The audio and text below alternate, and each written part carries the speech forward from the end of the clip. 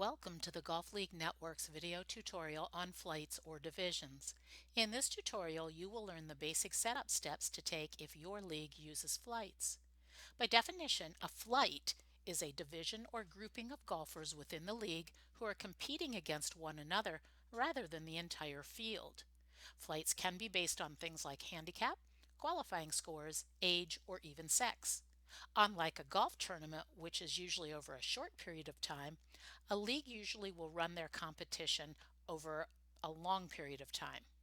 So while you can set up flights for competition, here in the Golf League Network you can also set them up for simply keeping groupings together while all the players are still competing in the league's overall points race. So let's take a look at how to initially set up your flights. Our first step will happen when we customize our league parameters. In our league parameters, we'll find a box entitled Flights/Divisions, and here you will see two options. The first question is, will you use flights or divisions? Yes or no. The system default will always be set to no. However, if you will be using flights in your league, it is here that by clicking yes, you will tell the system you will be using flights, and this now causes a box to appear to the right entitled Define Flights. When you click on the Define Flights box, you will be asked to enter the number of flights you will have. For this demonstration, we'll say we have 2 flights, and then we will click Continue. We are now ready to type in the names of our flights. So for this demo, we'll call our first flight A flight, and our second flight will be B flight. There's no reason to add the word flight, as the system will do that automatically where appropriate for, say, reporting purposes. Note that even though we said on the previous screen that we only had 2 flights, we can also here click Add a Flight button, and it will create another line for another flight. And you can do this as many times as you wish. Since we don't want another flight, we'll click the Delete button on the third line, confirm by OK, and then it will note that that line is in a delete mode and there'll be no flights there. So now that we click Save, and we're all set with our 2 flights. We'll go back down to our box Flight/Division where we have our second question, Award Points by Flight.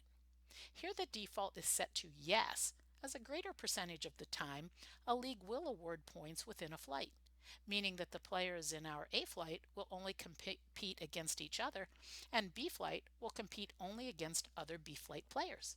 However, if your league maybe only has flights to organize tee times, but there is only one overall competition, then you would answer no to this question.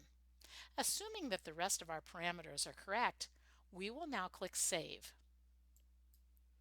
And we will confirm that our parameters have been changed for our flights.